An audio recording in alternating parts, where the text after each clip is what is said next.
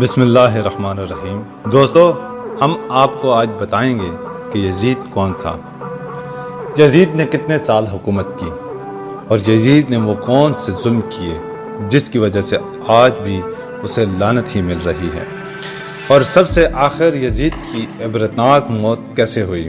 یہ سب جاننے کے لیے آپ اس ویڈیو کو مکمل دیکھیں اور ہمارے چینل AJ آفیشیل کو ضرور سبسکرائب کریں اور نئی اپڈیٹس کے لیے بیل کے بٹن کو ضرور دبائیں۔ یزید بن معاویہ خاندان بنو امیہ کا دوسرا خلیفہ تھا۔ اس نے معاویہ بن ابو سفیان کے بعد حکومت کی اور اس کے دور میں دمشق اس کی حکومت کا دارالخلافہ تھا۔ معاویہ بن ابی سفیان نے اپنے بیٹے یزید بن معاویہ کو خلیفہ نامزد کر کے خلافت کے موروثی ہونے کا بیج بویا، کیونکہ اس سے پہلے کسی بھی اسلامی خلیفہ نے اپنے بعد اپنے بیٹے کو خلیفہ نامزد نہیں کیا۔ اس کے بعد خلافت وراثتی شکل اختیار کر گئی۔ یزید بن معاویہ کے بدترین اور سیاہ ترین واقعات میں سے واقعہ کربلا سر فہرست ہے۔ کہتے ہیں کہ اسلام میں اس سے زیادہ غم انگیز واقعہ نہیں گزرا ہے۔ اسی ملعون کے دور میں خانہ کعبہ کو مسمار کیا اور نظر آتش کیا گیا، مسجد نبی میں گھوڑے باندھے گئے اور مدینہ کی ہزاروں قماری لڑکیوں کے ساتھ جنا کیا گیا، ہزاروں صحابہ کرام کو شہید کیا گیا۔ یزید صرف 3 برس 6 ماہ تخت حکومت پر شرارت و خباثت کر کے 14 ربیع الاول کو ملک شام کے شہر حمص کے علاقے حوارین میں 39 سال کی عمر میں مر گیا۔ واقعہ کربلا کے کچھ ہی دنوں کے بعد یزید ایک ہلاکت خیز اور انتہائی موذی مرض میں مبتلا ہوا۔ پیٹ کے درد اور آنتوں کے زخموں کی تکلیف سے ماہی آب یعنی جس طرح مچھلی پانی کے بغیر تڑپتی ہے اس طرح تڑپتا رہتا تھا۔ حمص میں جب اسے اپنی موت کا یقین ہو گیا تو اپنے بڑے لڑکے معاویہ بن یزید کو بستر مرگ پر بلایا اور امور سلطنت کے بارے میں کچھ کہنا ہی چاہتا تھا کہ بے ساختہ بیٹے کے منہ سے چیخ نکلی اور نہایت ذلت و حقارت کے ساتھ یہ کہتے ہوئے باپ کی پیشکش کو ٹھکرا دیا کہ جس تاج و تخت پر آل رسول کے خون کے دھبے ہیں میں اسے ہرگز قبول نہیں کر سکتا۔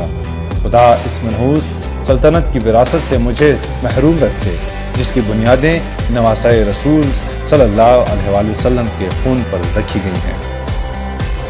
یزید اپنے بیٹے کے منہ سے یہ الفاظ سن کر تڑپ گیا اور شدت رنج و الم سے بستر پر پاؤں پٹکنے لگا۔ موت سے کچھ دن پہلے یزید کی آنتیں سڑ گئیں اور اس میں کیڑے پڑ گئے۔ تکلیف کی شدت سے خنزیر کی طرح چیختا تھا۔ پانی کا قطرہ حلق سے نیچے اترنے کے بعد نشتر کی طرح چپنے لگتا تھا۔ عجیب قہر الہی کی مار تھی، پانی کے بغیر بھی تڑپتا تھا اور پانی پا کر بھی چیختا تھا۔ بآخر اس درد کی شدت سے تڑپ تڑپ کر اس کی جان نکلی۔ لاش میں ایسی ہولناک بدبو تھی کہ قریب جانا مشکل تھا، جیسے تیسے اس کو سپرد خاک کر دیا گیا۔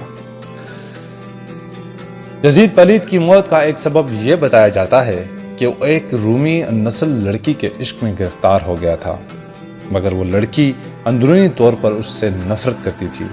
ایک دن رنگ رلیاں منانے کے بہانے اس نے یزید کو دور ویرانے میں طرح بلایا۔ وہاں کی ٹھنڈی ہواؤں نے یزید کو بد مست کر دیا۔ اس دوشیزہ نے یہ کہتے ہوئے کہ جو بے غیرت اپنے نبی کے نواسے کا غدار ہو وہ میرا کب وفادار ہو سکتا ہے، خنجر آبدار کے پیٹ در پہ وار کر کے چیر پھاڑ کر اس کو وہیں پھینک دیا۔ چند روز تک اس کی لاش چیل قوموں کی دعوت میں رہی۔ بالآخر ڈھونڈتے ہوئے اس کے اہالی موالی وہاں پہنچے اور گھڑا کھود کر اس کی سڑی ہوئی لاش کو وہیں دبائے۔ اس ملعون کی موت کی ایک روایت یہ ہے کہ بلا زری نے ایک شامی بوڑھے سے یزید کی موت کے سبب کے بارے میں لکھا ہے۔ ایک دن یزید نے اپنے بندر کو وحشی خچر کی پشت پر بٹھایا اور خود بھی ایسی حالت میں کہ مست اور مدہوش تھا۔ اس کے پیچھے دوڑنا شروع کر دیا کہ اچانک زمین پر گرا اور گردن ٹوٹ گئی اور پھر کھڑا نہیں ہو پایا۔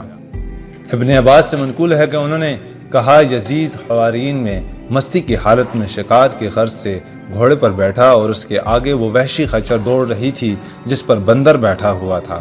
اس کے پیچھے یزید اپنے گھوڑے کو دوڑایا اور یہ شعر پڑھا: ابا خلف حتی لنفسک حیلا فلیس علیہا ان حلقت زمان۔